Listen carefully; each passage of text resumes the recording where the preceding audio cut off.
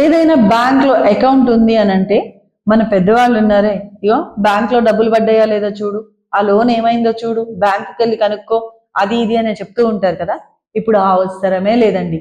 మీకు గనక ఇక్కడ కనిపించేటువంటి బ్యాంక్స్లలో అకౌంట్స్ ఉంటే, ఏ బ్యాంక్ లోనో ఒక దాంట్లో మన అకౌంట్ ఉంటుంది కదా, ఆ బ్యాంక్ కి సంబంధించిన నెంబర్స్ అనమాట అవి.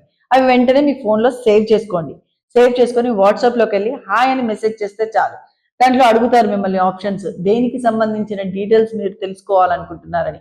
మీరు దాని మీద క్లిక్ చేస్తే మీరు అకౌంట్ గురించి తెలుసుకోవాలనుకుంటున్నారు, అకౌంట్ లో ఉన్నటువంటి బ్యాలెన్స్ గురించి, లేదా మరి మీ లోన్ గురించి తెలుసుకోవాలనుకుంటున్నారా, ఏ విషయాలు తెలుసుకోవాలనుకున్నా కూడా బ్యాంకుకు వెళ్ళి తెలుసుకోవాల్సిన అవసరమే లేదు.